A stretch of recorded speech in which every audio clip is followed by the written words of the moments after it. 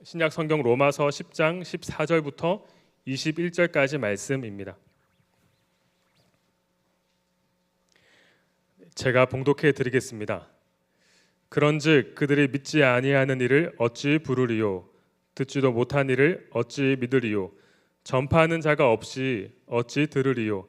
보내심을 받지 아니하였으면 어찌 전파하리요? 기록된 바 아름답도다 좋은 소식을 전하는 자들의 발이어함과 같으니라. 그러나 그들이 다 복음을 순종하지 아니하였도다. 이사야가 이르되 주여 우리가 전한 것을 누가 믿었나이까 하였으니 그러므로 믿음은 들음에서 나며 들음은 그리스도의 말씀으로 말미암았느니라. 그러나 내가 말하노니 그들이 듣지 아니하였느냐? 그렇지 아니하니 그 소리가 온 땅에 퍼졌고 그 말씀이 땅 끝까지 이르렀도다 하였느니라. 그러나 내가 말하노니 이스라엘이 알지 못하였느냐? 먼저 모세가 이르되 내가 백성 아닌 자로서 너희를 시기하게 하며 미련한 백성으로서 너희를 노엽게 하리라 하였고, 이사야는 매우 담대하여 내가 나를 찾지 아니한 자들에게 찾은 바 되고 내게 묻지 아니한 자들에게 나타났노라 말하였고, 이스라엘에 대하여 이르되 순종하지 아니하고 거슬러 말하는 백성에게 내가 종일 내 손을 벌렸노라 하였느니라. 아멘. 시간 주의 품으로 돌아가리라는 제목으로 안성수 목사님께서 말씀 전하실 때 큰 은혜의 시간 되길 바랍니다. 반갑습니다, 여러분. 아까 수련회 영상에 나 한 번이라도 나왔었다. 나 손 한번 들어보세요. 네. 한 번이라도 나온 사람들은 다 제자훈련 신청하십시오. 우리 옆 사람하고 인사합시다. 제자훈련 해라 너.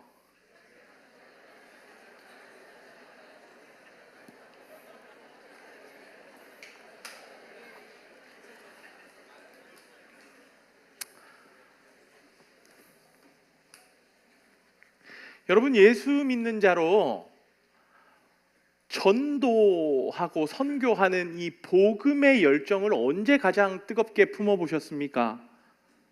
여러분에게 가장 뜨겁게 전도하던 시기는 언제였습니까? 제가 이 설교를 준비하면서 생각해 보니까 대학을 다닐 때 중국에서 제가 대학교를 다녔거든요. 방학 때 20대 초반에 그 남학생이 얼마나 한국으로 돌아가고 싶겠어요. 중국도 좋았지만 내 나라에 가서 짜장면도 먹어보고 싶고, 아이러니하게 중국에서 제일 먹고 싶었던 게 짜장면이었거든요. 중국은 한국식 짜장면을 찾기가 힘들었어요. 짜장면도 먹고 싶고 친구들도 만나고 싶고 또 여러 가지 이렇게 뭐 옷이나 신발도 사고 싶고 이런 마음이 가득하죠. 방학 때 너무 가고 싶었어요. 그런데 그때 함께 이렇게 예배하던 선교사님이 성수 형제, 성수야, 이번에 방학 때 한국 들어가지 말고 우리 팀을 이뤄서 소수민족 단기 선교, 소수민족 복음 전하러 들어가자 라고 이야기를 하셨습니다. 정말 안 내켰어요. 너무너무 안 가고 싶었어요. 한국 갈 계획들, 한국 가서 하고 싶은 것들이 너무 많이 떠올랐는데 방학 때 가자고 하니까 왠지 이거 안 가면 하나님이 기뻐하시지 않을 것 같았어요. 나는 그렇게 유용한 사람이 아님에도 불구하고 하나님이 나를 불러주셨고 전도하는 팀에 네가 속하면 큰 힘이 되겠다라고 하셨던 이 선교사님의 제안에 제가 방학 때 전도하러 갑니다. 복건성이라고 중국의 한 성이 있었는데 거기에 정말 이 문명화되지 않은 마을들의, 산 위에 있는 마을들의 복음을 전하러 갔습니다. 갔는데요, 와, 지금 이 동일한 시간에 2000년대 초반이었는데 지금 이 동일한 시간에 서울 명동에서, 강남에서 커피숍에서 치즈케이크와 함께 커피 마시는 사람도 있고 이렇게 사는 사람도 있다. 이 어떤 문화적인 갭이 너무 컸어요. 우리나라 한 5, 60년대, 60년대를 보는 듯한 느낌이 들었습니다. 집에 가전제품도 하나 없고 외부에서 손님이 왔다고 우리가 그때 같이 한번 사진 찍자고 하면 그 마을 사람들이 렌즈를 제대로 쳐다보지 못했어요. 그래서 디지털 카메라가 이제 막 이렇게 나온 지 얼마 안 됐을 때인데 딱 찍어서 이렇게 보면 전부 다 딴 데를 이렇게 보고 있죠. 그런 마을에 들어갔습니다. 전도를 할 때 가장 유용했던 것은 파스였습니다. 왜냐하면 그 동네가 동네였기 때문에 산에서 이렇게 농사짓고 뭐 가축을 먹이고 하는 동네였기 때문에 모두가 이 무릎이나 관절에 어려움들이 있었어요. 그래서 우리가 그분들을 모시고 파스를 하나 발라드리고 함께 기도하면 바로 파스가 반응을 하죠. 후끈후끈 하고요. 바로 반응해요. 너무 좋다고. 그 다음날 아침에 우리가 묵었던 신세졌던 집에 그 동네 사람들이 다 와 있었습니다. 나도 파스를 하나 붙여달라고. 파스는 수단이었습니다. 우리는 사형리를 가지고 복음을 전했어요. 그때 정말 뜨거운 마음으로 하나님, 진짜 이 사람들 이제 이 시간이 아니면 언제 어떻게 다시 복음을 전해드릴지도 모르는 이 사람들에게 하나님, 우리가 전하는 복음이 서툴더라도 어눌하더라도 들어가게 해주세요. 아주 간절하게 기도했던 것 같습니다. 제가 사용하던 언어는 중국의 표준어인 보통화였습니다. 그런데 그 마을에 사는 사람들은 보통화를 못 알아들었어요. 다행히도 한 이 어린 학생이, 청소년쯤 되는 학생이 보통화가 되는 학생이 있었고, 그 학생의 통역으로 복음을 전하면서 정말 이렇게 어눌하게 힘들게 어렵게 전하는 복음이 그 영혼을 변화시켜 주시기를 정말 간절히 뜨겁게 바랬던 것 같습니다. 여러분은 언제 가장 전도의 뜨거움을 가져보셨나요? 언제 복음 전함에 있어서 가장 열정적인 시간을 보내보셨습니까? 혹시 지금이십니까? 아니면 지금까지의 나의 삶을 돌아봤을 때 한 번도 어떤 전도와 복음 전함에 있어서 내가 뜨겁게 반응했던 적이 있었나 하는 삶을 살고 계십니까?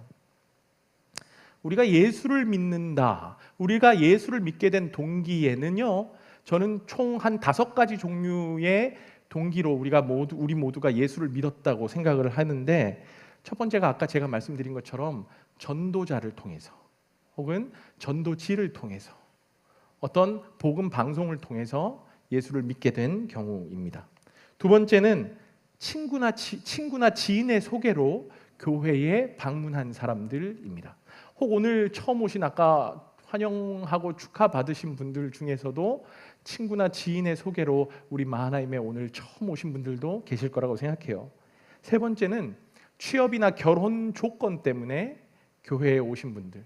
결혼하려니까 나랑 결혼할 신부 집안이 모두 기독교여서 너 교회 안 다니면 결혼 없다 라고 했기 때문에 교회에 등록하고 세례받고 교인으로서 증명을 하고 결혼한 형제들 많이 계실 것 같습니다. 네 번째, 그냥 교회 가면 마음이 편안해질 것 같으니까 교회 한번 가봐야 되겠다 하고 스스로 찾아오신 분들.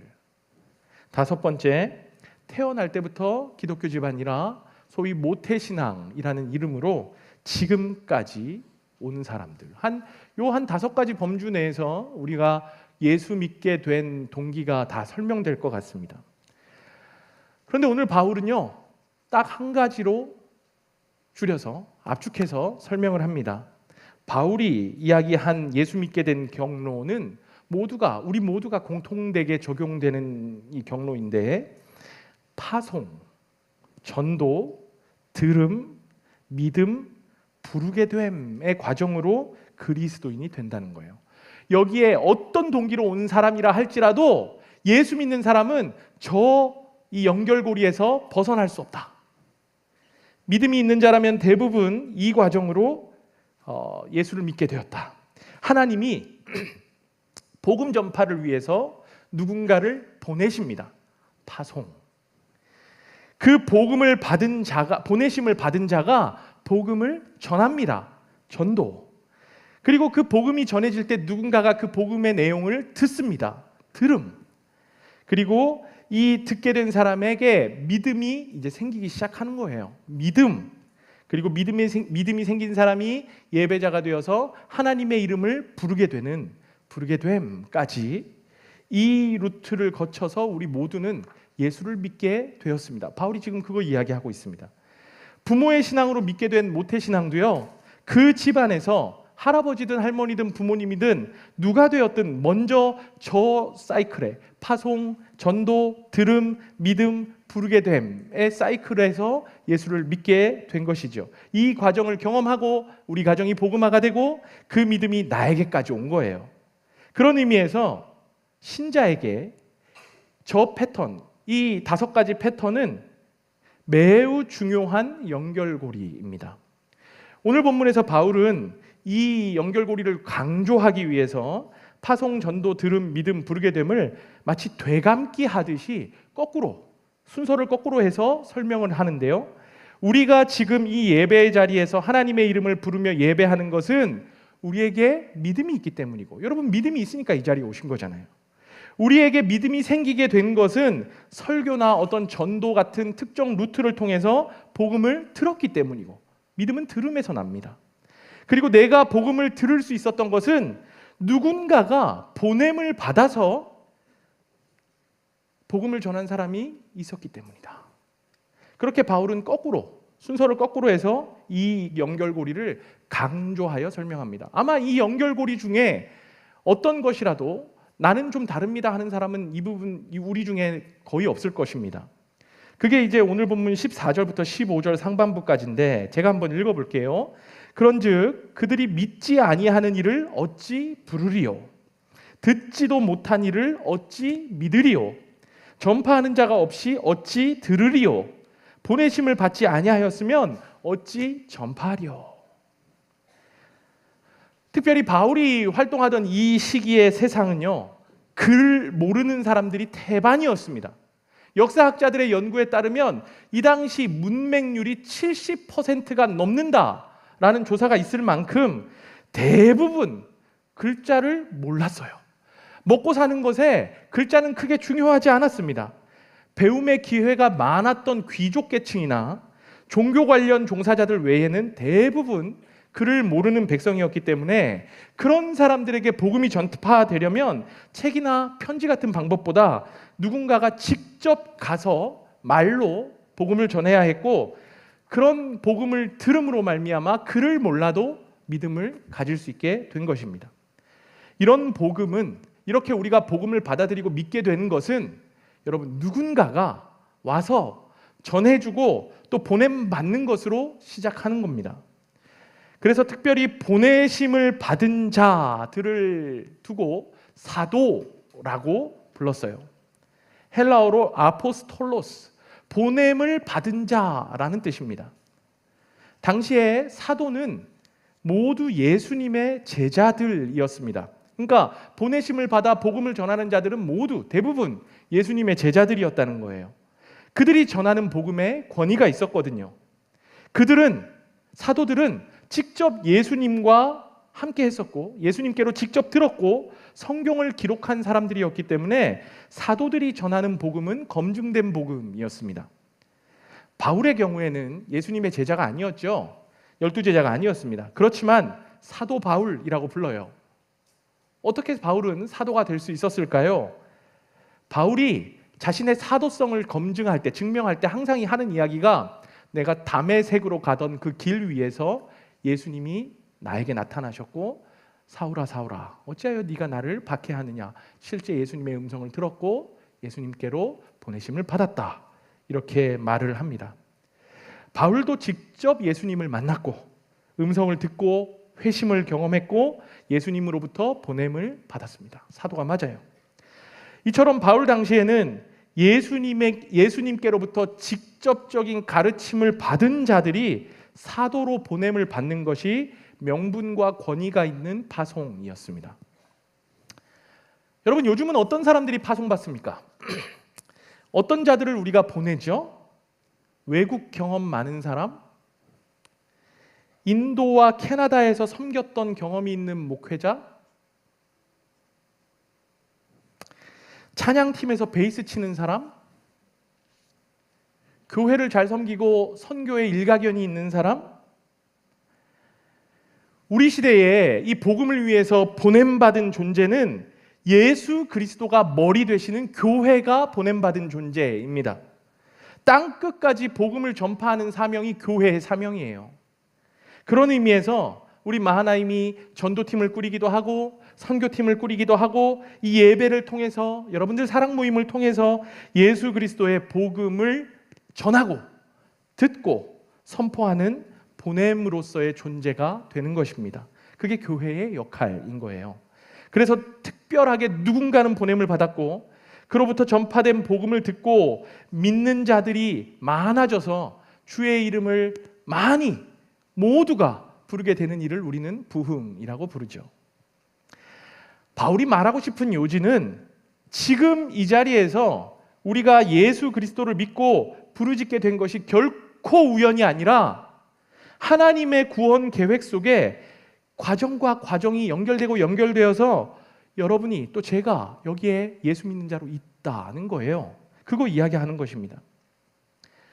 그 시작이 복음 전도자를 파송하는 일로부터 시작되었습니다. 아까 우리가 살펴본 대로 전도자의 역할이 이만큼 중요한 거예요. 오늘 본문에서 바울은 이사야 말씀을 인용하면서 전도자의 역할에 대해서 아름답다라고 표현했습니다. 이사야 52장 7절에 보면 이사야 선지자가 이제 바벨론의 포로기에서 벗어날 소식을 전하는 사람들을 빗대어서 좋은 소식을 전하며 좋은 소식을 가져오며 산을 넘는 발이 어찌 그리 아름다운가. 그러니까 좋은 소식 전하는, 바벨론 포로에서 이제 해방될 것입니다 라는 좋은 소식을 전하는 자들의 발이 매우 아름다운 발이다 라고 이사야가 표현한 적이 있는데, 이 구절은 나중에 메시아의 오실 것임을 전하는 발에게도 인용되는 구절입니다. 바벨론의 포로에서 해방될 것입니다 라는 좋은 소식과 이제 메시아가 우리 가운데 오실 것입니다 라는 좋은 소식을 전하는 모든 발들이 매우 아름다운 발걸음이다. 그것을 이사야 선지자가 이야기하고 예언한 것입니다.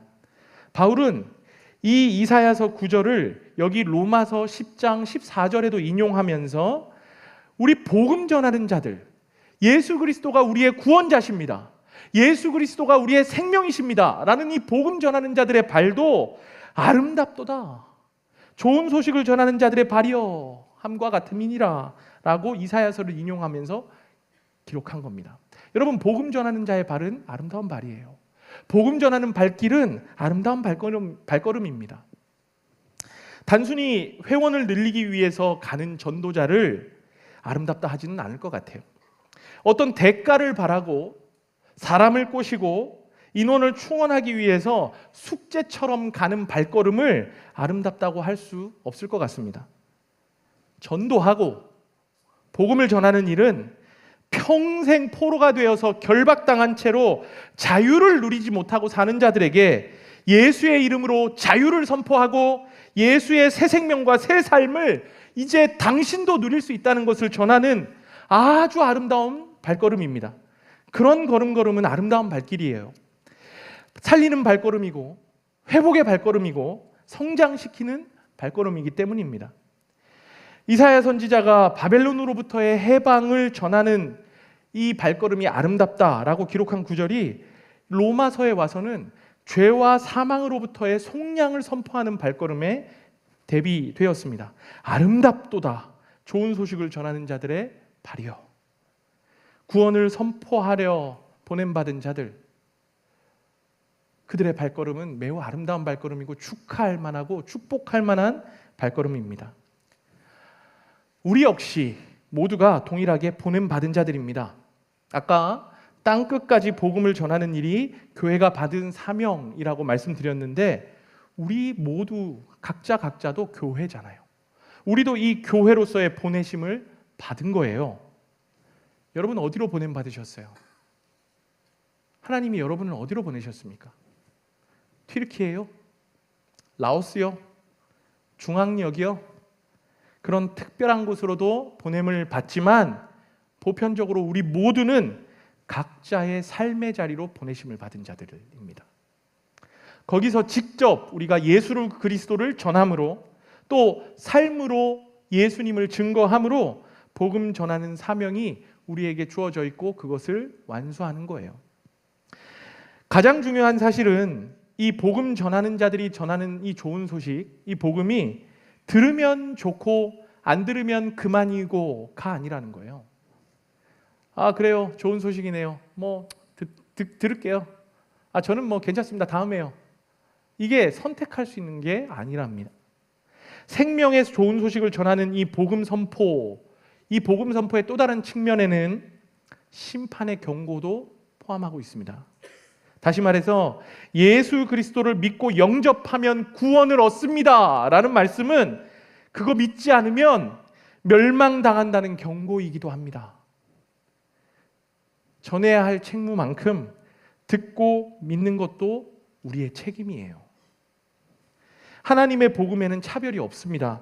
누구나 그 복음을 듣고 예수님께로 돌이키면 누구나 구원을 얻을 수 있지만 끝까지 순종하지 않고 거부하는 자들이 반드시 있습니다.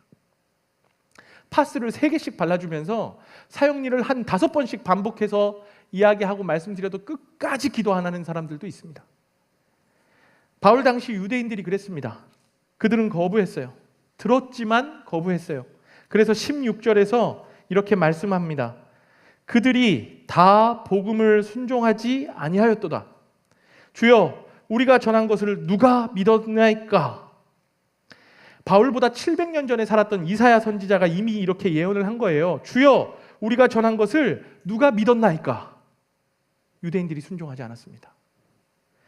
여기서의 순종은 믿는 자들의 어떤 삶의 열매로서의 순종이 아니라 아직 믿지 않는 자들이 복음을 받아들이는 그 행위 자체를 순종이라고 말한 것인데 일종의 언어 유희입니다. 그들은 예수님께 순종하지 않았다라는 의미도 포함하는 거예요. 17절이 그걸 알려줘요. 그러므로 믿음은 들음에서 나며 들음은 그리스도의 말씀으로 말미암았느니라.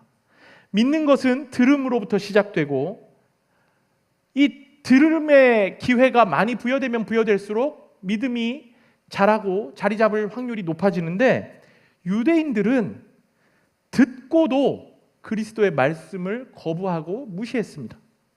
지금 우리랑은 완전히 달라요. 그들은 예수님께 직접 들었던 사람들이에요. 예수님이 3년 동안이나 약 3년 동안이나 그 땅 전역에서 전파하셨거든요. 그들이 모르지 않았습니다. 유대인들에게 기회가 없었던 게 아니에요. 그래서 18절에서 오늘 본문 18절에서 바울도 그들이 듣지 아니하였느냐? 그 소리가 온 땅에 퍼졌고 그 말씀이 땅 끝까지 이르렀도다. 시편 19편을 인용한 말씀인데 유대인들이 직접 복음을 다 들었고 그들이 결코 이해하지 못한 게 아니라 그들은 직접 다 들었고 그 땅 전역에 어디에도 복음이 전파되지 않은 곳이 없는데 그들이 거부하고 무시한 것이다. 말을 하는 겁니다. 그들의 불순종은 결코 무지나 기회 없음으로부터 비롯된 것이 아니라 온전히 자신들의 고집과 완악함 때문에 그들은 믿지 않았습니다. 그런데 이상한 일이 벌어집니다. 하나님의 백성이라는 이스라엘은 유대인들은 복음을 거부하는데 이방인들이 복음을 믿고 받아들이기 시작한 거예요. 하나님께서 유대인들에게 충분한 기회를 주셨잖아요. 얼마나 오랜 시간 참고 기다리시고 그들을 계속해서 거듭해서 안아주셨습니까? 그럼에도 유대인들은 믿지 않았기 때문에 그들이 하나님 불공평합니다. 하나님 이건 잘못됐습니다 라고 불평할 수 없는 입장이죠. 하나님은 유대인이 아닌 이방인에게도 이제 기회를 열어주신 거예요. 유대인들이 그것을 보고 분노하고 시기합니다. 신명기 32장에서 말씀하신 대로 19절에 보면 오늘 본문 19절에 보면 내가 백성 아닌 자로서 너희를 시기하게 하며 미련한 백성으로서 너희를 노엽게 하리라. 신명기에서 모세를 통해서 하나님 이미 선포하셨어요. 신명기에서 이 말씀을 하신 배경은 너희들이 스스로 다른 신을 선택하여 나를 경노하게 하였으니까 나도 다른 백성들을 택하여 너희를 노엽게 하며 너희가 범죄한 일에 대해서 불순종하고 우상숭배한 일에 대해서 너희의 책임을 물을 것이다 라고 하신 것인데 바울이 지금 그 말씀을 인용한 거예요. 바울 당시에 유대인들에게 딱 맞는 말씀입니다. 유대인들에게 이방인은 벌레 같은 존재, 무시하고 경멸하는 존재였습니다. 그들에게는 결코 소망도 없고 구원도 없었습니다. 늘 무시와 경멸의 대상이 되는 그 이방인을 하나님께서 자신들과 똑같이 백성 삼으신 거예요. 이는 이방인을 무시하고 이방인을 거부했던 유대인에게 상당한 시기심과 분노감을 자아내는 일이었습니다. 계속해서 20절도 보십시오. 내가 나를 찾지 아니한 자들에게 찾은 바 되고 내게 묻지 아니한 자들에게 나타났노라. 하나님이 이렇게까지 말씀하셨어요. 유대인들은 하나님이 때마다 심하다 하나님을 찾았던 민족이지만 이방인들은 하나님을 찾지도 않고 하나님께 묻지도 않고 자기 마음대로 살던 자들인데 하나님이 친히 그들에게 찾아가신 거예요. 그들 앞에 하나님 자신을 내어 보이시고 나타내셔서 믿게 하신 것입니다. 이 일을 두고 유대인들이 화낼 자격이 있습니까? 자신들이 거부한 것인데, 자신들이 받아야 할 축복을 미련하다 여기는 저 이방인들이 받는 것을 보면서 교만했던 이스라엘이 시기하고 분노하지만 하나님은 유대인을 손절하고 거부하신 적이 없습니다.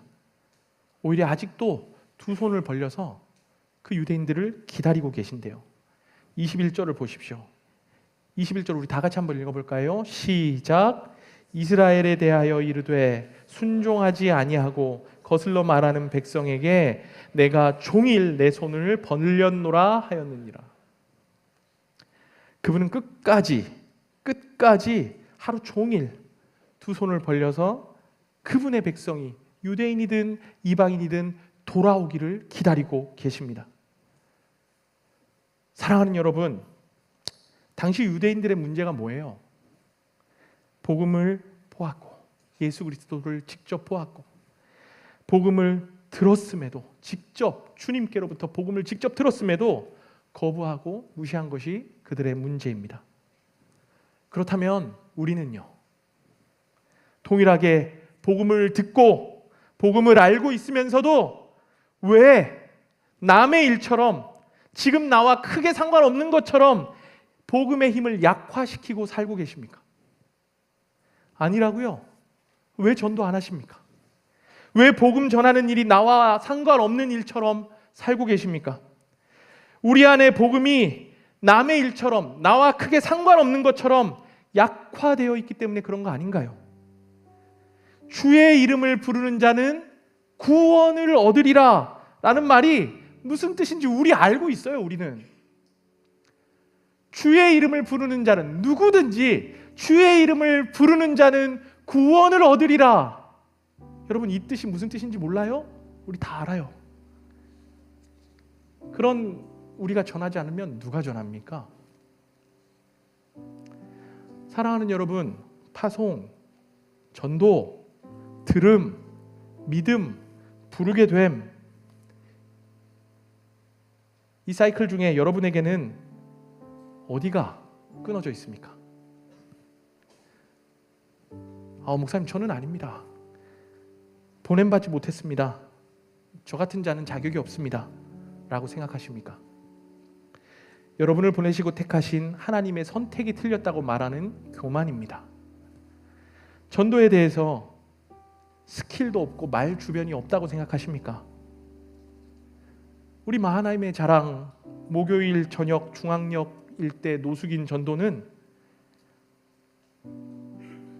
그저 따뜻한 밥 한 끼 못 먹는 자들을 긍휼의 마음으로 바라보고 편의점 가서 간식 몇 개 사다 주는 그것으로부터 출발했습니다. 그것도 자매 혼자서 그거 전달하는 것도 무서워서 그냥 잽싸게 전달해주고 겨우 전달해주고 오는 것이 그 중앙역 일대 노숙인들에게 복음이 전파되는 시작이었습니다. 거기에는 스킬이 없죠. 말 못해도 돼요. 따뜻한 손과 그들의 손을 잡아줄 수 있는 따뜻한 손과 웃어줄 수 있는 얼굴만 있으면 됩니다. 들음에 대한 상세함이 저에게는 없습니다. 복음을 아직도 잘 모르겠고 감동이 없으십니까?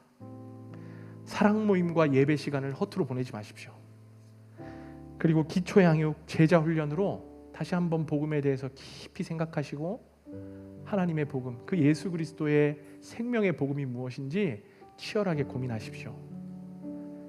자신의 믿음이 지금 많이 약해져 있습니까? 목사님, 저는 믿음의 연결고리 중에 믿음의 부분에서 약간 정체되어 있습니다. 끊어져 있습니다. 아직 자신의 상태도 모르는 사람도 많은데 지금 내 믿음이 약해져 있습니다라고 진단한 그것만으로 변화가 시작된 것입니다. 여러분, 믿음이 약해져 있다면 믿음 없는, 믿음이 약해진 상태 그대로, 그 상태 그대로 예배의 자리, 기도의 자리, 새벽기도, 수련회 나오십시오. 어디서든 하나님을 높이는 자리가 있다면 나오셔서 말씀 들으세요. 믿음은 들음에서 나온다고 하잖아요. 설교 듣고 찬양 듣고 예배를 사모하면서 자리를 지키십시오. 여러분의 믿음이 회복되고 성장될 것입니다. 주의 이름을 부르는 것이 서투신가요? 그거 잘 안 됩니까? 여러분, 고백이 없는 믿음은 진짜 믿음이 아닙니다. 꼭 소리 지르면서 부르지 않아도 됩니다. 아침마다 야마룬싱 펴고 마음의 결단을 기도로 적어보는 것도 주님의 이름을 부르는 것입니다. 금요철야 솔기도회 같은 기도의 자리에 나와서 기도하는 사람들과 함께 기도하고 나누는 것을 시작하다 보면 어느 순간 나의 마음이, 나의 입술이 하나님 앞에서 녹아지고 모든 나의 기도가 그저 아버지라고 부르기만 해도 나의 모든 필요를 아시는 그분께 전달이 되는 거죠. 꼭 소리 지르거나 상세하게 막 조목조목 다 이야기하면서 하지 않아도 됩니다. 하나님은 골방에서, 아무것도 없는 골방에서 신음하는 우리의 신음 소리를 들으시면서도 우리의 모든 필요와 상황을 아시는 분이십니다. 우리 스스로가 압니다. 내가 어디가 무너져 있는지. 그렇게 우리의 무너진 부분을 보수하고 내 안에 크게 자리하는 이 복음의 역사를 만들어 가야 합니다. 하나님을 부르려면 믿음이 있어야 돼요. 믿음이 있으려면 복음을 계속 들어야 돼. 복음을 들으려면 누군가 보냄을 받아야 하고, 누군가 보냄을 받으려면 교회가 있어야 됩니다. 저는 목사이지만 조금만 복음을 덜 들으면 너무나도 약해질 것을 하나님이 아셔서 듣고 싶지 않아도, 힘들 때도, 지칠 때도 하나님이 어쩔 수 없이 복음 듣는 자리에 두시고 복음 전하는 자리에 두시려고 저의 약함을 누구보다 잘 아시기 때문에 하나님 저를 목사로 부르셨다고 생각합니다. 오늘도 하나님은 두 손을 벌려 돌아올 그분의 백성들을 기다리고 계십니다. 1000년을 하루같이 참으시면서, 오래 참으시면서 악인들이 회개하고 구원받기를 원하시는 하나님의 사랑과 자비의 손길입니다. 여러분, 예수 그리스도의 십자가가 하나님이 죄인들을 향해 펴고 계신 가장 확실한 손입니다. 예수 그리스도는 죄인인 우리를 위해서 십자가에서 양손을 펴셨고, 세상이 주님께로 돌아오는 그 일에 저와 여러분을 부르셔서 그 십자가 펴신 팔 아래로 사람들이 다시 돌아오는 것을 원하고 계십니다.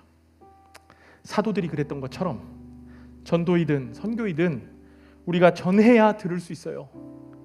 들어야 고백할 수 있어요. 고백해야 구원을 얻을 수 있습니다.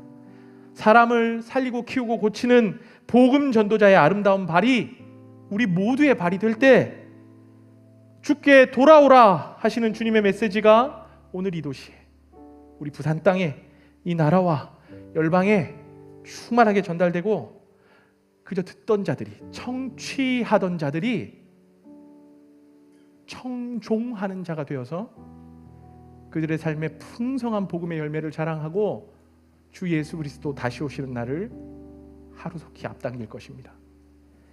여러분, 보냄 받으신 여러분, 나의 삶의 사명을 다시 한번 확인하시고 지쳐있는 채로, 약해진 채로 그 자리에 주저앉아 계시지 마시고 하나님의 부르심에, 복음 전하는 그 아름다운 발걸음에 동참하시고 우리의 삶을 복음에 평생을 내어주시기를 소망합니다. 그 자리에서 일어나셔서 우리 같이 찬양하고 기도합시다.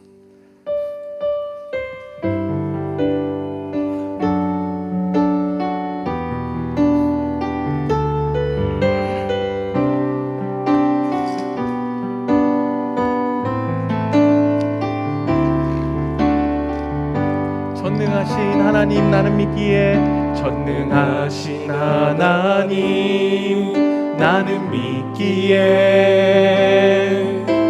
잠잠히 기다리네.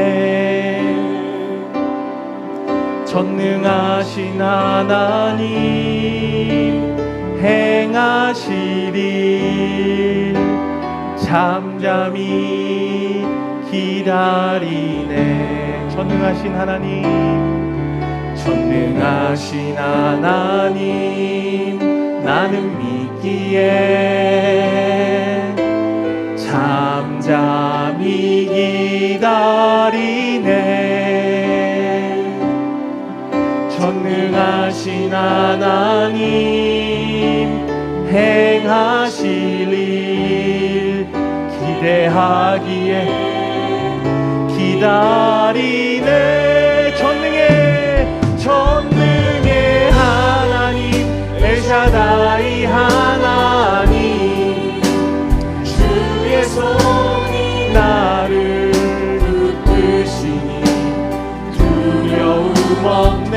전능의 하나님 주만 의지합니다. 삶의 끝에서 시작하시는 엘샤다이 전능의 하나님. 우리 한 번 더 이 찬양 고백하도록 하겠습니다.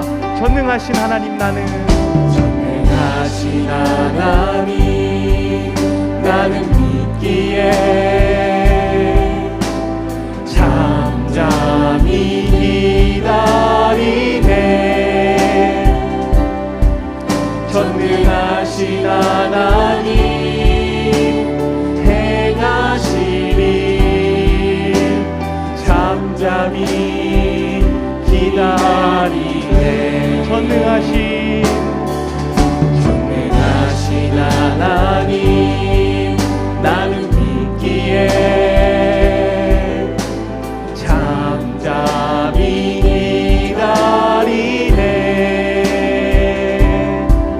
전능하신 하나님 행하실 일 기대하기에 기다리네.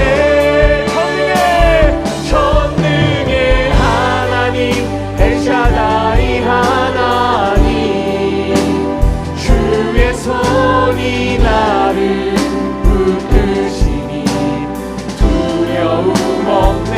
전능의 하나님 주만 의지합니다.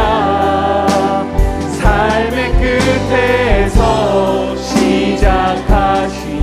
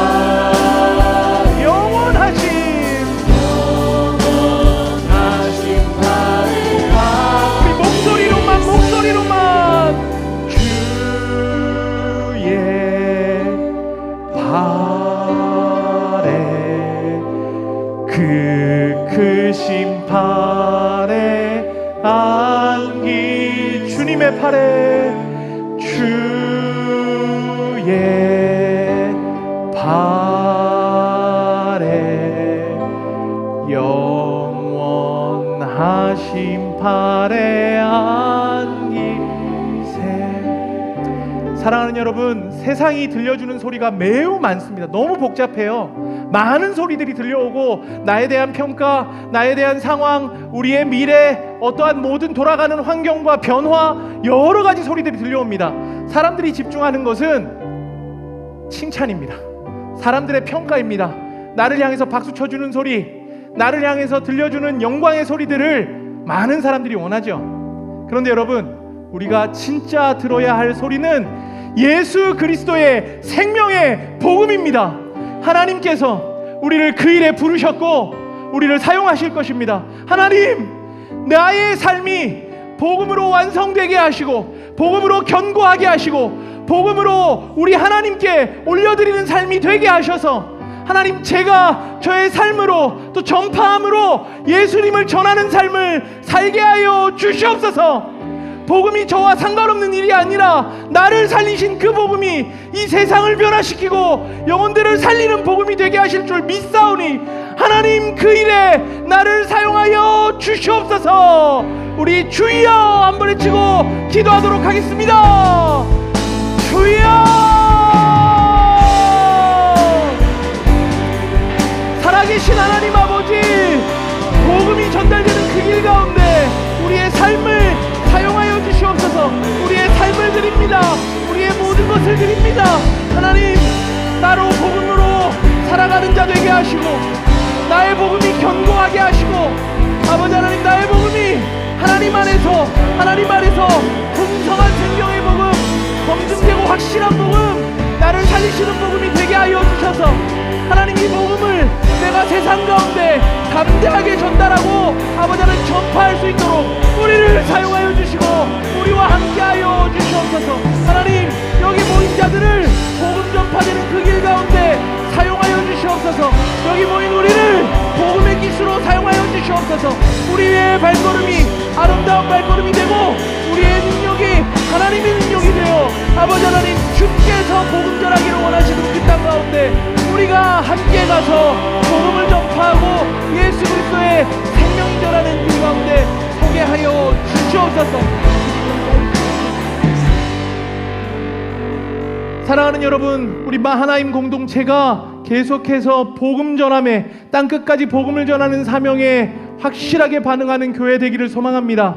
우리 마하나임 공동체 개편을 앞두고 있습니다.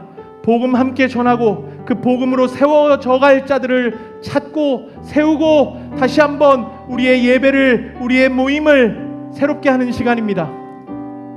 우리의 생각과 우리의 경험으로 되는 시간이 아니라 믿습니다. 특별히 오늘 총회에서 새로운 임원단이 서게 될 것이고 우리의 판단과 우리의 계산으로 이 모든 변화들을 이끌어 갈 수 있다고 생각하지 않습니다. 하나님, 우리 공동체의 주인 되신 하나님, 우리 마하나임의 상황과 변화 가운데 주님의 은혜와 능력을 더하여 주시옵소서. 하나님, 우리의 개편 가운데 하나님께서 불러 모으실 자들을 불러 모아 주시고 섬길 자들을 세우셔서 다시 한번 복음 전함에 보냄받기에 합당하고 부족한 없는 교회로 계속해서 섬겨갈 수 있도록 우리 안에 복음의 풍성함을 확인할 수 있도록 하나님 능력을 더하여 주시옵소서. 우리 마하나임 공동체와 개편의 상황들을 두고 주여 한번 외치고 기도하도록 하겠습니다.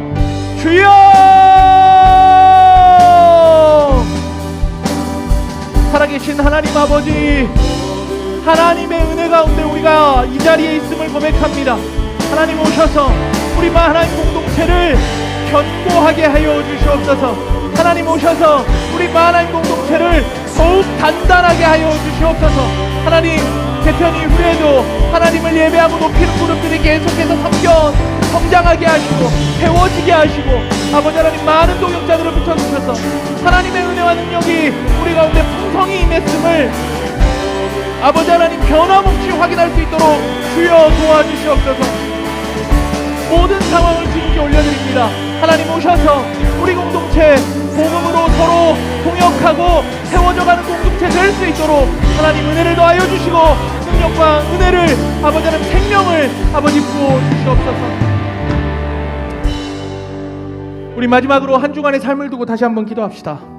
여러분 우리 모두 보냄받은 자들입니다.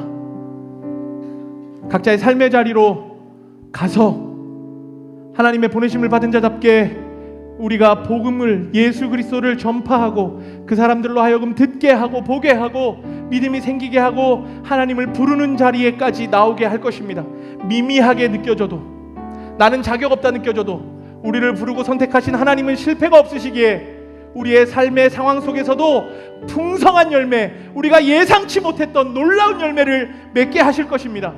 하나님, 한 주간의 나의 삶에 함께하여 주시옵소서. 한 주간의 나의 삶을 붙들어 주시옵소서. 하나님께 보냄받은 복음의 사람답게 하나님 나의 삶의 자리에서도 승리하며 사는 삶을 살게 하여 주시옵소서. 우리 주여 한번 외치고 기도하도록 하겠습니다. 주여! 살아계신 하나님 아버지, 살아계신 하나님 아버지, 우리만 하나님 지체들의 한 주간의 삶에 주님의 은혜와 능력을 더하여 주시옵소서. 하나님, 놀라운 열매가 우리의 삶 가운데 있게 하실 줄 믿습니다. 하나님 말씀하여 주시고 능력을 부어주시고 온전하신 하나님을 따라 가게 하여 주시옵소서. 하나님이 우리의 모든 것입니다. 하나님, 우리의 삶에서 계속해서 주를 바라보고 따라가는 자들이 많아지게 하여 주시옵소서. 우리의 삶에서 주님의 능력으로 모시고 견고하게 서는 자들이 많아지게 하여 주시옵소서. 하나님, 은혜 주시고 능력 주시고 우리의 모든 것 주께 있사오니 하나님의 은혜가 우리의 평소의 삶에서도, 주님의 삶에서도, 각자의 삶의 자리에서도 풍성하게 임할 수 있도록 하나님 도우시고 역사하여 주시옵소서. 하나님, 우리만 하나님 지체들을 그렇게 도우시고 붙들어 주시옵소서. 살아계신 하나님 아버지, 감사합니다. 연약하고 부족한 우리를 주님이 부르시고 주님이 보내십니다. 하나님의 계획과 하나님의 일하심에는 실패가 없고 부족함이 없다 믿습니다. 하나님, 우리의 연약한 부분도 하나님이 일하시면 주님의 강함과 주님의 능력을 드러내는 도구가 되게 하시는 줄 믿사오니 각자의 삶의 자리에서 보냄받은 자답게 귀한 그리스도인으로 살아낼 수 있도록 우리 하나님 지체 한 명 한 명을 축복하여 주시고 은혜 내려 주시옵소서. 하나님, 우리 하나님 공동체 여러 모양으로 변화의 시기를 가고 있습니다.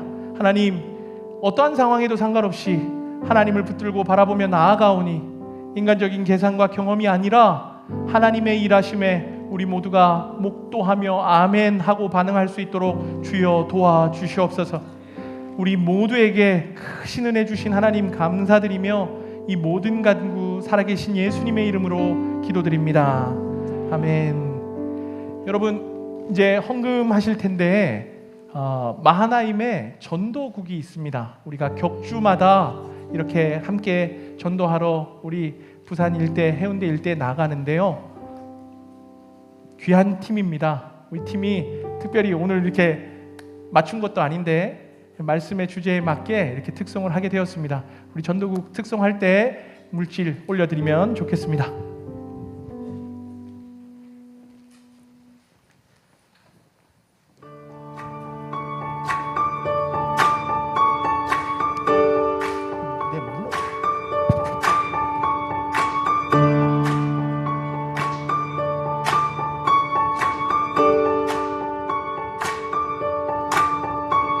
부끄러운 나를 덮어주시며 환하게 빛나는 새날을 주시네.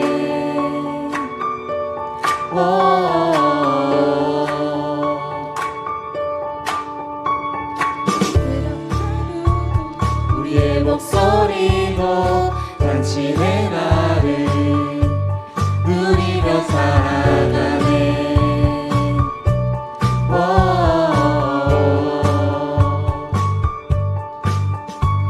비전한 사랑 아버지의 유산 주의 사랑은 온 땅에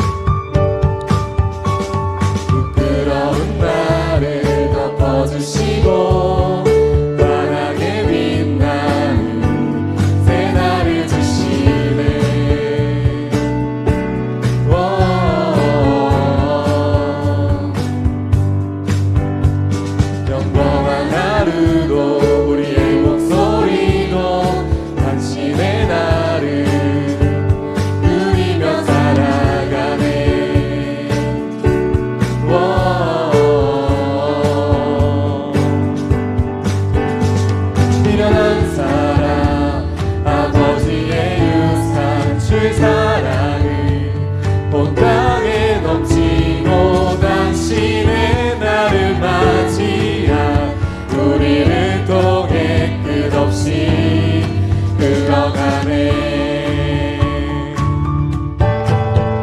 좋은 소식을 전하며 평화를 부르자. 아름다운 달을 가진 그대여, 당신의 날에 우리와 화평을 이루신 주의 사랑을 즐거이 부르자.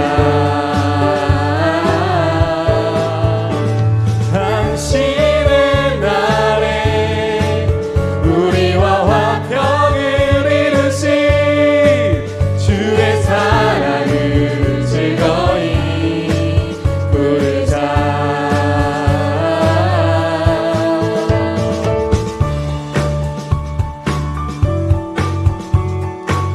부르심을 받지 아니하였으면 어찌 전파하리요. 기록된 바 아름답도다. 좋은 소식을 전하는 자들의 화려함과 같으리라. 로마서 10장 15절 말씀. 아멘. 우리는 전도하는 아름다운 마나이다.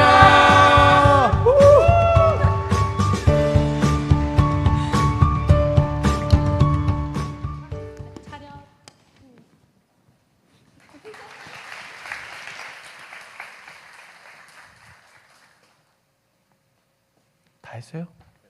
예. 뭐 구호 막 이런 거 안 했죠? 예. 우리 전도국에게 다시 한번 우리 박수 한번 칩시다. 마하나임은 전도하는 공동체입니다. 이 멤버들만 있는 것이 아니고 여기에 이제 회중석에 앉아 있지만 여러분들도 이 팀과 함께 전도하러 많이 가보셨을 거예요. 계속해서 복음 전하는 일에 잘 동참해 주시기 바랍니다. 제가 기도하고 마무리하겠습니다. 하나님 감사합니다. 오늘도 우리에게 허락하신 물질을 구별하여 하나님 올려드립니다. 하나님께서 받아주시고 주의 나라와 또 이웃을 위하여 귀하고 거룩하게 사용되게 하여 주시옵소서. 하나님, 우리 청년들의 삶의 자리 일터에서도 하나님 풍성한 은혜와 넘치는 축복을 부어주시고 하나님께서 우리가 구하고 간구하는 것보다 갑절의 은혜와 열매로 부어주시옵소서. 하나님께 우리의 인생을 드리고 맡겨가는 인생이 가장 복된 인생임을 모두의 삶을 통하여 확인하게 하여 주시옵소서. 감사합니다. 예수님의 이름으로 기도드립니다. 아멘. 주 예수 그리스도의 은혜와 하나님의 사랑과 성령의 교통하심이 복음 전함이 가장 귀한 가치이고 내 인생 가장 큰 열매임을 깨닫고 이제 복음 전하는 교회로 교회의 사명을 끝까지 감당하기를 소망하는 마하나임 모든 지체들의 머리 위에 이제로부터 영원토록 함께 있을지어다. 아멘.